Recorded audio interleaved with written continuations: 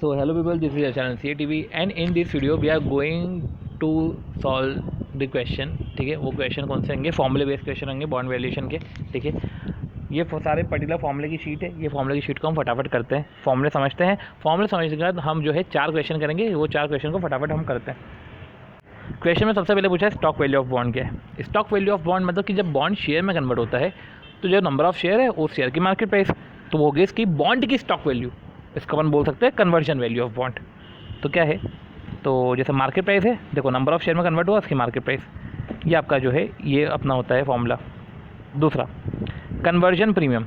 Conversion premium ये होता है, इसको ऐसा मत सोचना कि बॉन्ड की जो वैल्यू है और वो कन्वर्ट हो रहा है, जैसे 240 का बॉन्ड है वो कन्वर्ट हो रहा है 260 के बॉन्ड में, तो ये कन्वर्जन प्रीमियम है. ऐसा नहीं, इसको ऐसा बोल सकते हैं market price of bond. Bond की मार्केट प्राइस ज़्यादा है, ठीक है, और कन्वर्ट करके जो वैल्यू आ रही है शेयर में वो वैल्यू कम है, तो वो जो डिफरेंस है वो है कन्वर्जन प्रीमियम. मतलब कि ये थोड़ा सा उल्टा है. ठीक है, सोचने में लगता है कि नहीं कन्वर्जन करेंगे तो कन्वर्जन वाली वैल्यू ज़्यादा है, पर नहीं, कन्वर्जन वैल्यू वाली वैल्यू कम है और मार्केट प्राइस बॉन्ड की ज़्यादा है.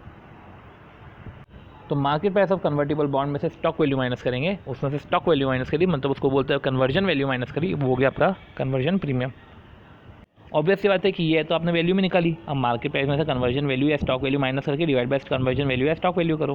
ठीक है, अब एक तरीका और है इनका पूछने का, क्वेश्चन पूछने का एक तरीका क्या है, ratio of conversion premium. Ratio of conversion premium, अभी अपन ने कन्वर्जन प्रीमियम पढ़ा, ठीक है, वो अपन ने रुपीज़ में भी पढ़ा और अपन ने परसेंट में भी पढ़ा.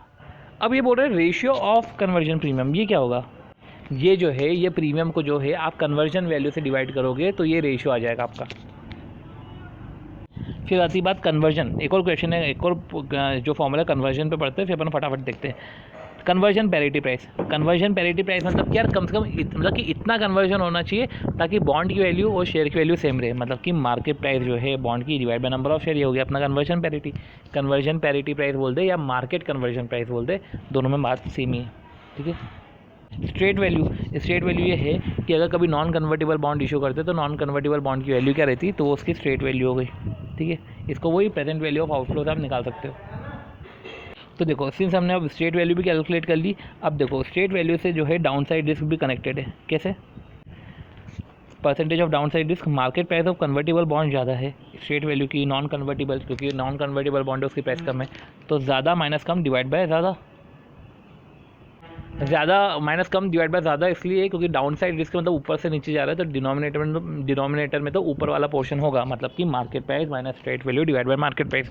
अब यही अगर upside percentage of down side risk निकलता, अपसाइड तो निकलता नहीं है, पर upside percentage of upside risk की जगह अगर अपन बोले प्रीमियम ओवर स्ट्रेट वैल्यू, तो ज़्यादा minus come divide by come. Premium है ना नीचे से ऊपर जा रहा है, तो प्रीमियम ओवर स्ट्रेट वैल्यू, वो तो दे के रखा है क्वेश्चन में, वो तो ये फॉर्मूले से समझ में आ रहा है. प्रीमियम ओवर स्ट्रेट वैल्यू क्या है, स्ट्रेट वैल्यू से ऊपर का प्रीमियम, तो market price minus straight value divide by straight value. Percentage of down side risk क्या है, market price minus straight value divide by market price. ठीक है, ये हो गया अपना कैलकुलेशन हो गया. अब इनकम डिफरेंशियल पर शेयर. इनकम डिफरेंशियल पर शेयर बहुत इंपॉर्टेंट है. इनकम डिफरेंशियल पर शेयर मतलब कि बॉन्ड होते तो इतना पे होता, शेयर में पे कर रहे हैं तो इतना पे कर रहे हैं, तो कम पे कर रहे हैं, बॉन्ड में कभी ज़्यादा शेयर में कर रहे हैं कम, तो वो जो डिफरेंस है वो अपना बेनिफिट है. देखो इंटरेस्ट जो है, अब समझो इंटरेस्ट जो है वो नॉन कन्वर्टेबल बॉन्ड में हम इतना पे करते हैं, पर हमने तो कन्वर्जन वाला पोर्शन इशू किया, कन्वर्जन वाले इशू किया, इसलिए हम जो है कन्वर्जन के केस में डिविडेंड हम इतना पे कर रहे हैं. तो पहले ज़्यादा कर रहे थे, अब कन्वर्जन के कारण कम कर रहे हैं, तो ये जो बेनिफिट है divide by number of share कर लो. एक बॉन्ड पे पहले आप ज़्यादा पे कर रहे थे इंटरेस्ट, उसी बॉन्ड को आप एक शेयर में कन्वर्ट करके उसमें कम डिविडेंड पे कर रहे हो, तो वो जो डिफरेंस है वो divide by number of share कर दो, तो इनकम डिफरेंशियल पर शेयर आ जाएगा. नंबर ऑफ शेयर मतलब कि वो बॉन्ड कितने शेयर में कन्वर्ट हो रहा है. तो सपोज़ करो कि एक बॉन्ड पे 14 रुपये इंटरेस्ट पे कर रहे थे, डिविडेंड आप 10 रुपये कर रहे हो, तो 4, और अगर वो कन्वर्ट होता है 2 शेयर में, तो 4 डिवाइड बाय 2, ये आपका जो है 2 रुपये आपका आ जाएगा इनकम डिफरेंशियल पर शेयर. अब जो भी अपन ने कन्वर्जन प्रीमियम पढ़ा था, कन्वर्जन प्रीमियम हम समझे थे कि थोड़ा सा जो सोचने में थोड़ा सा उल्टा, सोचने में सही लगता है पर आंसर है उल्टा, कि मार्केट प्राइस जिसकी ज़्यादा है कन्वर्जन वैल्यू जिसकी कम है, तो मार्केट प्राइस वो जो कन्वर्जन प्रीमियम है, ओके, वो जो कन्वर्जन प्रीमियम है, वो कन्वर्जन प्रीमियम को हम जब कन्वर्जन वैल्यू से डिवाइड करते तो वो रेशियो ऑफ कन्वर्जन प्रीमियम आ जाता है. वो कन्वर्जन प्रीमियम को अगर पर शेयर, ठीक है, वो कन्वर्जन प्रीमियम पर शेयर जैसे कि हम जो कन्वर्ट कर रहे हैं वो कन्वर्ट तो हम प्रीमियम पे कर रहे हैं, पर वो कन्वर्ट प्रीमियम पे इसलिए कर रहे हैं क्योंकि आगे हमको इनकम होने वाली है, आगे हमको इनकम डिफरेंशियल, आगे हमको सेविंग होने वाली है। तो इससे हम ब्रेक इवन पॉइंट निकालते हैं, मतलब प्रीमियम पे बैक पीरियड निकालते हैं, मतलब कि कन्वर्जन प्रीमियम पर शेयर जितना भी है और जो तुम्हारा इनकम डिफरेंशियल से सेविंग है वो कन्वर्जन प्रीमियम से जो तुम्हारा खर्चा है, तो खर्चे को सेविंग से काटते चलो। तो इसमें जो है नंबर ऑफ ईयर्स में जो तुम्हारा आंसर आएगा वो होगा तुम्हारा प्रीमियम पे बैक। इस पे जो है ये सारे फॉर्मूले हमने पढ़े, इस पे हमको क्वेश्चन तो करने ही पड़ेंगे, पर बात ये है कि ये जो है ये फॉर्मूले अपने आप में थोड़े से वो सोचने पड़ते हैं, थोड़ा सा कभी कभी भूलने में आ जाता है, इसलिए एक चार्ट बनाया है। अब हम वो जो है चार्ट को देखते हैं। इस चार्ट में आपके जो है सारे फॉर्मूले कवर हो जाएंगे, ठीक है। स्टार्ट करते हैं, ठीक। देखो स्टार्ट करें तो बॉन्ड की एक स्ट्रेट वैल्यू होती है, एक कन्वर्जन वैल्यू होती है और मार्केट प्राइस होती है उस एक कन्वर्टेबल बॉन्ड की। देखो स्ट्रेट वैल्यू होती है, कन्वर्जन वैल्यू होती है और मार्केट प्राइस होती है कन्वर्टेबल बॉन्ड की। अब स्ट्रेट वैल्यू का मतलब क्या होता है? नॉन कन्वर्टेबल डिवेंचर की वैल्यू, ठीक है। तो वो तो एक फॉर्मूला हमारा ये हो गया, ठीक। कन्वर्जन वैल्यू का मतलब क्या होता है? कन्वर्ट करके जो वैल्यू आती है तो number of share into market price हो गया, वो हमारी कन्वर्जन वैल्यू हो गई। और मार्केट प्राइस ये कन्वर्जन वैल्यू हो गई और market price of convertible bond की मार्केट प्राइस देके रखी। अब समझो ये कन्वर्जन वैल्यू को स्टॉक वैल्यू भी बोलते हैं, तो ये कन्वर्जन वैल्यू पे एक स्टार मार्क करके रखा हुआ है। स्टार क्या शो कर रहा है कि इसको कन्वर्जन वैल्यू भी बोलते हैं, स्टॉक वैल्यू भी बोलते हैं। तो देखो समझ रहे कि एक होती है नॉन कन्वर्टेबल बॉन्ड की वैल्यू, एक होती है कन्वर्टेबल बॉन्ड की वैल्यू और बीच में जो होता है वो एक होती है कन्वर्जन वैल्यू, ओके। अब ये कन्वर्जन हुआ प्रीमियम पे, मतलब मार्केट प्राइस ज़्यादा है, कन्वर्जन वैल्यू कम है, ठीक, तो वो प्रीमियम हो गया। तो इसको ही समझने के लिए एग्जांपल था कि मार्केट प्राइस जो है ज़्यादा है, 900 है, कन्वर्जन वैल्यू 7.5 है, 750 है, तो प्रीमियम रुपीज़ में भी कैलकुलेट हो जाएगा और परसेंटेज में भी हम कैलकुलेट कर लेंगे। और अब जो है हमको क्या निकालना है? हमको निकालना है रेशियो ऑफ कन्वर्जन प्रीमियम। अब रेशियो ऑफ कन्वर्जन प्रीमियम है तो लग्यात हम ये भी कैलकुलेट कर लेते हैं। कैसे निकलेगा कि प्रीमियम का amount divide by conversion value, ये हो गया, इसलिए ये लिंक आया। प्रीमियम का amount divide by conversion value, यही था हमारा, प्रीमियम का amount divide by conversion value. ये प्रीमियम का अमाउंट है, प्रीमियम के अमाउंट को कन्वर्जन वैल्यू से डिवाइड किया। तो प्रीमियम देखिए कन्वर्जन कर रहे प्रीमियम है, ठीक है, ओके, कन्वर्जन प्रीमियम है, कन्वर्जन प्रीमियम को कन्वर्जन वैल्यू से डिवाइड कर लो, ठीक है। और कन्वर्जन वैल्यू क्या रहेगी जो हमको पता है, कन्वर्जन प्रीमियम क्या रहेगा? मार्केट प्राइस 900 और ये 750, इससे हमने निकाल लिया, फॉर्मूला कर लिया। अब कन्वर्जन पैरिटी प्राइस कैसे निकलवाए? देखो ये जो मार्केट प्राइस है, ठीक है, इसके ही इक्वल में करना है, तो ये कन्वर्जन पैरिटी प्राइस हो गया, मतलब लग गया था इधर पैरिटी प्राइस भी हो गया। तो हमने कौन कौन से फॉर्मूले देख लिए? स्ट्रेट वैल्यू देख लिया, market price, convertible bond, conversion value, दोनों बॉन्ड कन्वर्ट, एक तो नॉन कन्वर्टेबल हो, कन्वर्टेबल की वैल्यू, एक कन्वर्जन वैल्यू, इनका जो डिफरेंस है ये अपने प्रीमियम पढ़ लिया, उसको अमाउंट में भी कैलकुलेट कर सकते हैं, शेयर में भी कैलकुलेट कर सकते हैं। और जो प्रीमियम है डिवाइड बाय कन्वर्जन वैल्यू किया तो रेशियो ऑफ कन्वर्जन प्रीमियम आ गया। और यही market price divide by number of share किया तो कन्वर्जन पैरिटी प्राइस आ गया, यहीं की यहीं। डाउन साइड रिस्क है, तो डाउन साइड रिस्क समझो क्या मतलब है इसका, कि जो मार्केट प्राइस है, ठीक है, वो स्ट्रेट वैल्यू है, ठीक है, तो 900 में से 700 माइनस करके डिवाइड बाय 900 कर दोगे तो percentage of down side risk है। और 700 माइनस 900 मतलब कि 900 माइनस 700 डिवाइड बाय 700 करोगे तो प्रीमियम ओवर स्ट्रेट वैल्यू है। तो दो फॉर्मूले ये हो गए, ठीक है। पे बैक पीरियड मतलब कि जो आपका इनकम डिफरेंशियल है, पहले मैं आपको इनकम डिफरेंशियल बताता हूँ। कन्वर्जन की वैल्यू और स्ट्रेट वैल्यू में जो अंतर होता है वो उसको बोलते हैं हम इनकम डिफरेंशियल, ठीक है। इनकम डिफरेंशियल का मतलब ये होता है कि अगर नॉन कन्वर्टेबल डिवेंचर होता तो तुम इतना पे करते हैं, हाँ, इंटरेस्ट, कन्वर्जन हो गया तो आप इतना डिविडेंड पे करोगे, डिवाइड बाय, तो ये आपकी जो है वैल्यू आ गई, ठीक है, divide by number of share करोगे तो इनकम डिफरेंशियल पर शेयर। ये जो इनकम डिफरेंशियल पर शेयर है ये प्रीमियम से पे करवा दोगे, प्रीमियम के खर्चे को इसकी सेविंग से सेट ऑफ करवाओगे तो कितने टाइम बाद ऐसा होगा कि प्रीमियम आपका पूरा पड़ जाएगा, वो सेविंग आपके प्रीमियम को ख़त्म कर देगा। तो ये है आपका पे बैक पीरियड, ठीक है। तो प्रीमियम पर share divide by income differential पर शेयर, या तो प्रीमियम का rupees divide by income differential in rupees. तो ये करने के बाद, ये सारा पूरा चार्ट देखने के बाद अब जो है हम फटाफट क्वेश्चन करते हैं इसके चार। और एक फॉर्मूला और समझना जरूरी है, वो फॉर्मूला क्या है? Intrinsic value of conversion is less than intrinsic value of non conversion. 1 second, intrinsic value of conversion less than intrinsic value of non conversion, ये क्या बोला गया है, इसको हम क्वेश्चन से समझते हैं। ओके, तो क्वेश्चन नंबर हमारा है 70 का क्वेश्चन नंबर हम फटाफट करते हैं। 70 क्वेश्चन, 70 के बाद एक 71 करना है और 73 करना है, 73 3 करना है। ओके चलो फटाफट करते हैं। क्या बोल रहे हैं कि suppose mister A is offered a 10% convertible bond. लिख लो सारा डेटा। अब वो या तो either can be redeem after 4 year, ये कन्वर्टेबल बॉन्ड है तो 4 साल में रिडीम हो जाए, ठीक है। और रिडीम होगा तो 5% के प्रीमियम पे होगा, या तो 25 में कन्वर्ट हो जाए। वो करंटली कितने पे ट्रेड हो रहा है? 33.50 पे ट्रेड हो रहा है, ठीक। वो करंट पे कितने पे ट्रेड हो रहा है, मतलब वो का मतलब शेयर कितने पे ट्रेड हो रहा है, वो 33.50 पे ट्रेड हो रहा है। And is expected to grow, ये 5% हर साल बढ़ेगा। अब you are required to determine minimum price, कितना minimum price a ready to pay for bond. अगर उसका एक्सपेक्टेड रेट ऑफ रिटर्न 11% है तो उसको कितना बॉन्ड का प्राइस पे करना है, ठीक है। Determine minimum price A shall be ready to pay, कितना ए पे करे बॉन्ड के लिए अगर उसका एक्सपेक्टेड रिटर्न है 11%।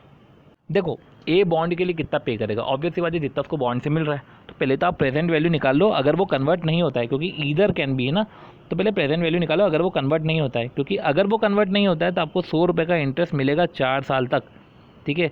और फिर जो है 1050 पे रिडीम होगा।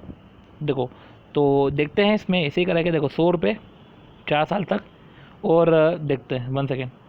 और देखो 1050 आपको 14 साल में मिल रहा है, ठीक है। 1050 आपको 14 साल में मिल रहा है, तो ये हो गया आपका 1002.5। तो देखो आपको 100 तो मिला 4 साल तक, और 1050 आपको 14 साल में मिल रहा। ये तो तब जब आपने कन्वर्जन नहीं लिया हो, और कभी कन्वर्जन ले लिया आपने तो 100 तो मिलेगा ही मिलेगा आपको 4 साल तक, और फिर जो है चौथे साल पे क्या मिलेगा 33.50। उसको किससे मल्टीप्लाई करेंगे, उसको 33.50 को अगर मैंने जो है इसको 33.50 को मैंने 25 से मल्टीप्लाई करा तो 837.5 आया। बट ये सही नहीं है आंसर है, क्योंकि 33.50 जो है वो अभी की वैल्यू है, 4 साल बाद की वैल्यू नहीं है। क्या बोल रहे हैं 25 इक्विटी शेयर में कन्वर्ट होगा। करंटली जो ट्रेड हो रहा है 33.5 पे वो तो करंटली है, तो 33.5 करंटली है, उसको 4 साल में करो तो 1.05 इंटू 2 3 4, इसको 33.50 से करो। अब करो इसको 25 से कन्वर्ट हो रहा है ना, ये आया तुम्हारा वैल्यू, ठीक है। तो 33 जो अपना 33 है, 33 पॉइंट कितने में था 33.50, तो 1.05 इंटू 2 3 4 इंटू 33.50, ये आपका है 4 साल बाद की वैल्यू 40.71। इसको करो 25 से मल्टीप्लाई, आ गया 1017। इससे आप करो डिस्काउंटिंग, इससे आया आपका 91.05। अब वो नॉन कन्वर्टेबल है, अगर कन्वर्जन ऑप्ट नहीं कर रहे हो तो 1002 है, तो आप कितना मिनिमम पे करोगे। तो देखो समझने वाली बात यह है कि अगर आपने कन्वर्जन ऑप्ट किया तो 981 का है, पर कन्वर्जन जब आप ऑप्ट कर रहे हो तो गारंटी नहीं है कि आपकी यही वैल्यू रहेगी एंड में 1017.98। हो सकता है और कम हो जाए, हो सकता है बढ़ भी जाए। पर अगर आप कन्वर्जन नहीं ऑप्ट करते हो तो ये तो पता है कि रिडेम्पशन तो आपका प्रीमियम पे होगा, तो नॉन कन्वर्जन पे गारंटी तो है, ठीक है। अब गारंटी है तो इधर जो है वैल्यू 1002.15 है, ठीक है। तो आपको ये सब ये दोनों चीज़ें आपको लिखनी पड़ेगी, ठीक है। तो आप समझ गए होंगे कि जो इंट्रिंसिक वैल्यू है कन्वर्जन की, देखो कन्वर्जन की इंट्रिंसिक वैल्यू है वो कम है, ठीक है ना, और इंट्रिंसिक वैल्यू नॉन कन्वर्जन की ज़्यादा है, ठीक है। तो अब इंट्रिंसिक वैल्यू नॉन कन्वर्जन की ज़्यादा है क्योंकि वो उस पर कोई गारंटी, ठीक है, इसमें गारंटी मिल जाती है कि हमको है मिलेगा, ये पैसे तो मिलेंगे। तो आपको ये दोनों पॉइंट लिखने पड़ेंगे, फिर आपको मिनिमम प्राइस पे जो आप कर रहे हो वो हिसाब से आपको बताना पड़ेगा। चलो अब अपन करते हैं 71st क्वेश्चन। 71st क्वेश्चन में क्या है, सबसे पहले तो पूरा डेटा दे के रखा है, आपको स्टॉक वैल्यू निकालने का बोला है। स्टॉक वैल्यू क्या होता है, डिवेंचर शेयर में कन्वर्ट करे, बॉन्ड शेयर में कन्वर्ट करे। तो देखो स्टॉक वैल्यू क्या है कि अपना जो है शेयर में 20 शेयर है, मार्केट प्राइस 12 है, स्टॉक वैल्यू आपका हो जाएगा 240, ठीक है। Percentage of down side risk का परसेंटेज क्या था याद करो। जो कन्वर्टेबल डिवेंचर है उसकी मार्केट प्राइस क्या थी, कन्वर्टेबल डिवेंचर की कन्वर्टेबल की 265, ये है 235। याद आ रहा होगा आपको वो चार्ट, तो 265 माइनस 235 डिवाइड बाई 265 करो, ये आया 11.32। फिर कन्वर्जन प्रीमियम, अच्छा कन्वर्जन प्रीमियम उल्टा सोचना है, मार्केट प्राइस ज़्यादा है, कन्वर्जन वैल्यू कम है। कन्वर्जन वैल्यू कितनी है 20 × 12 240, मार्केट प्राइस 265 है। ये आप क्या आ गया अमाउंट में, 25 रुपये आपका अमाउंट में आ गया, ठीक है। और आप परसेंटेज में भी निकाल लो, तो 25 रुपये अमाउंट में डिवाइड बाई 240 कर दो, नीचे डाउन साइड की वैल्यू से डिवाइड करो कन्वर्जन वैल्यू से। फिर conversion parity price, conversion parity price का मतलब क्या होता है कि बॉन्ड की जो मार्केट प्राइस है कन्वर्टिबल बॉन्ड की 265 divide by number of share कर दो। कितने नंबर ऑफ शेयर पर बॉन्ड? 20 कर दो, 265 डिवाइड बाय 20, ये आ गया आपका कन्वर्जन पैरिटी प्राइस। अब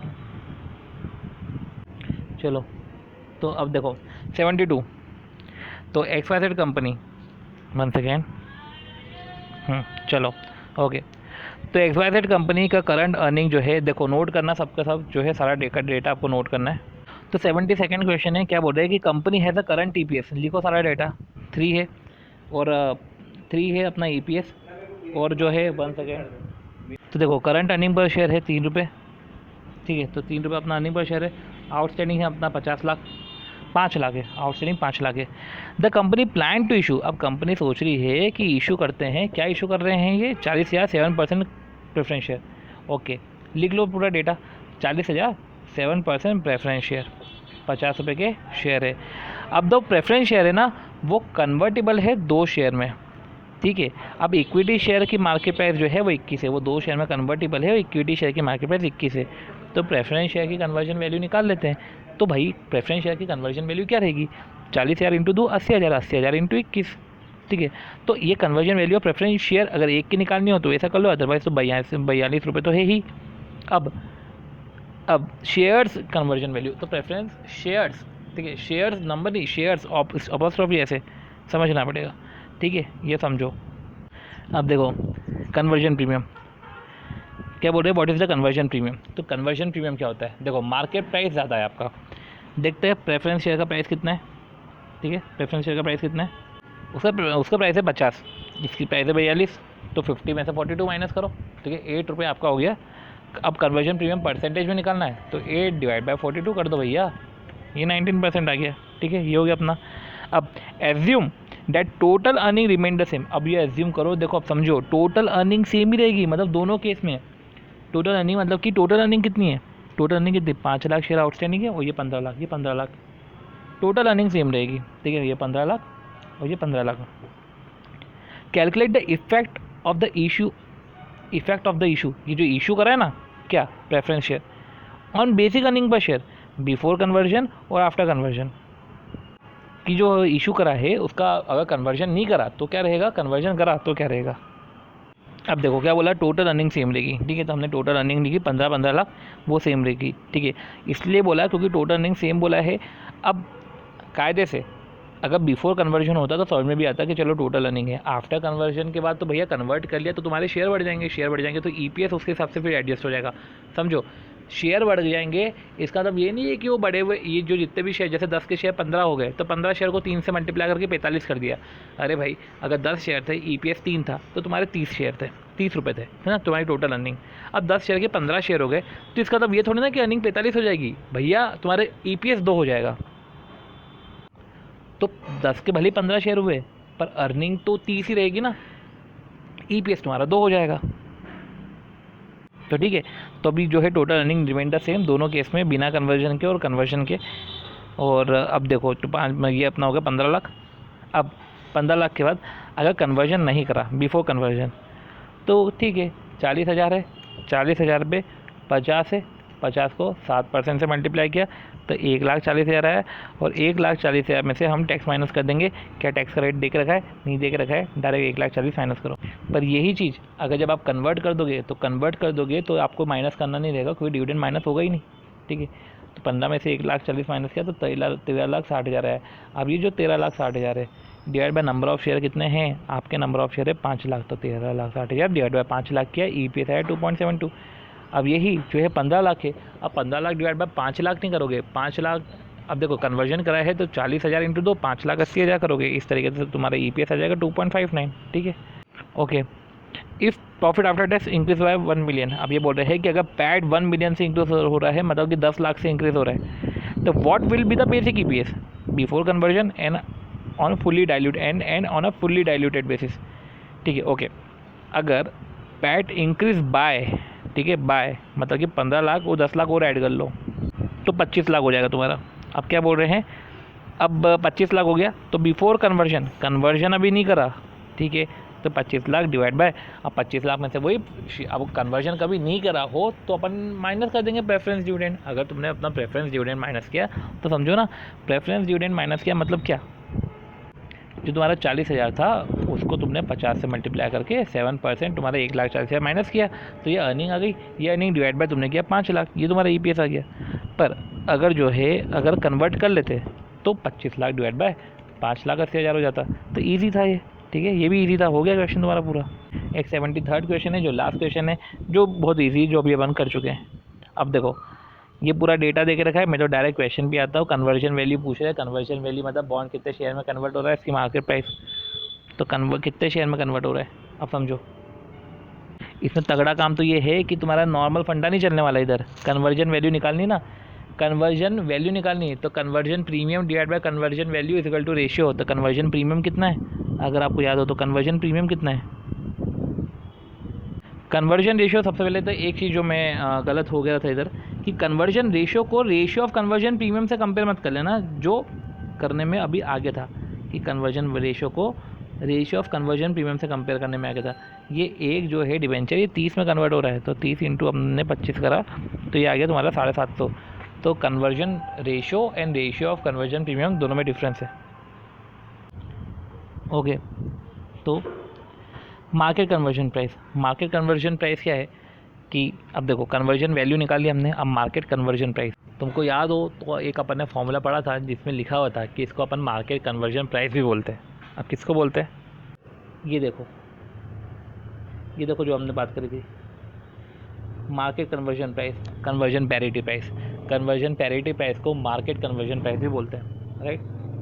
तो अब देखो मार्केट प्राइस कितनी, 25 है, ठीक है। मार्केट प्राइस जो है मार्केट कन्वर्जन प्राइस, ठीक है। तो सबसे पहले देखो नंबर ऑफ अपने market price of equity share है ना, ये तो डिबेंचर का मार्केट प्राइस 900 है, डिवाइड बाय 30 करो तो मार्केट कन्वर्जन प्राइस 30 आ गया।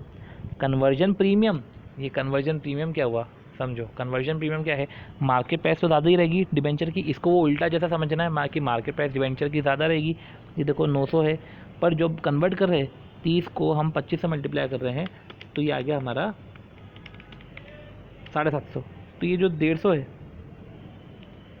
देखो जैसे 5 इंटू 30 150, या पर शेयर भी निकाल सकते हो, तो कन्वर्जन पर शेयर भी निकल सकता है, वैल्यू में भी निकल सकता है, परसेंटेज में भी निकल सकता है।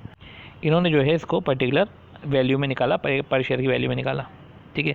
ओके, कन्वर्जन प्रीमियम पर शेयर ही पूछा था ना, तो कन्वर्जन प्रीमियम पर शेयर पूछा था, तो मार्केट प्राइस जो है वो ज़्यादा रहेगा, ठीक है, और मार्केट प्राइस ज़्यादा रहेगा, ठीक है।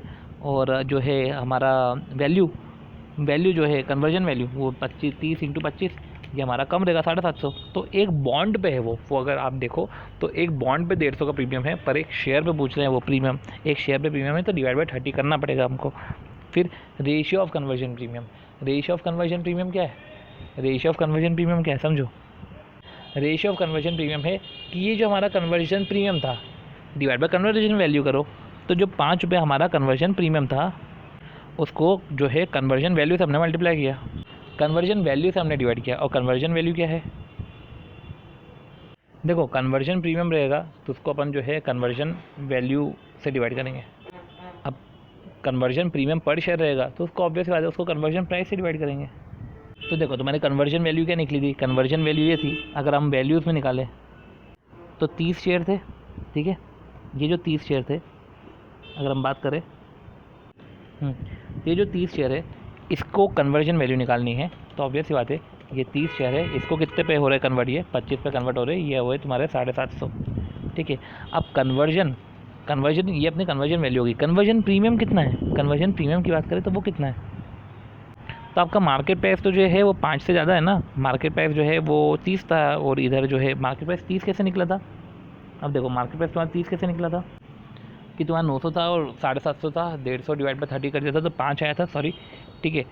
तो ये तुम्हारा 5 कन्वर्जन प्रीमियम है, इसको तुम मल्टीप्लाई कर दोगे 30 से तो ये 150, तो 150 डिवाइड बाय 750 कर लो, या तो ऐसा कर लो, तो भी आपके 20% आएगा, इधर भी आपका 20% है। अब प्रीमियम ओवर स्ट्रेट वैल्यू, तो प्रीमियम ओवर स्ट्रेट वैल्यू क्या है, स्ट्रेट वैल्यू मतलब कि 700 और market value 700 minus 900 divide by 700, ये हो गया हमारा कैलकुलेशन हो जाएगा।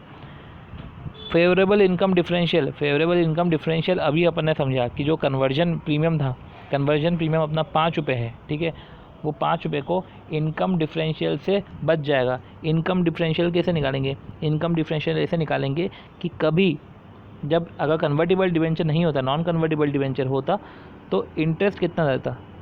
इंटरेस्ट अपन कितना देते हैं? 8.5% देते, मतलब कि 8.5 इंटू 1000 मतलब 8.5 रुपीज़ होता, या तो 1085 रुपीज़ होता। पर कन्वर्जन कर लिया है, तो 30 में कन्वर्ट हो जाएगा, 30 शेयर में, और 1 रुपये डिविडेंड है, तो डिविडेंड कितना? 30। तो ये जो है 85 माइनस 30, ये आपका जो है 55 एक बॉन्ड के रिस्पेक्ट में डिवाइड बाई 30 करेंगे तो एक आ जाएगा, डिवाइड बाई 30 कर देंगे अपन तो क्या आएगा, जो है आपका 1.833 आ जाएगा। अभी जो 1.833 है ये आपका जो है पर शेयर है, तो ये फेवरेबल इनकम डिफरेंशियल पर शेयर है। अभी जो है इनकम डिफरेंशियल निकाला ना, ये इनकम डिफरेंशियल आपका अमाउंट में था, आपने उसको शेयर में निकाला, तो फेवरेबल इनकम डिफरेंशियल पर शेयर। और इसका कन्वर्जन प्रीमियम कितना है? कन्वर्जन प्रीमियम है अपना 5, तो 5 डिवाइड बाई 1.833, तो ये हो गया 2.73 ईयर। तो ये हो गया आपका प्रीमियम का पे बैक पीरियड। ओके, सो इस तरीके से जो है हमने सारे फॉर्मूले समझ लिए है, इसका हमने जो है क्वेश्चन कर लिए है, तो आ गया होगा समझ में, ठीक है। तो इस पर जो है आपको प्रैक्टिस करनी है, ठीक है। एक बार क्वेश्चन को फटाफट एक बार आपको देखने के, फॉर्मूले को एक बार आपको फटाफट पढ़ने के, समझ लिया अपन ने क्वेश्चन सारे। और आपको ये भी समझ में आ रहा होगा कि जो भी लिखा हुआ उसमें नोट्स में लिखा हुआ है वो सारे का सारा वैलिड है। नोट्स में जो लिखा हुआ है वो सारे की सारी चीज़ें, एक भी पॉइंट इनवैलिड नहीं है, एक भी पॉइंट फालतू का नहीं है, क्योंकि सारी की सारी चीज़ें हमने उधर लिखी हुई थी, ठीक है। तो मिलते हैं नेक्स्ट वीडियो में, और नेक्स्ट वीडियो में जो है बॉन्ड के रिफंड मिसलेनियस वाले क्वेश्चन करके ये बॉन्ड को हम ओवर करते हैं, ठीक।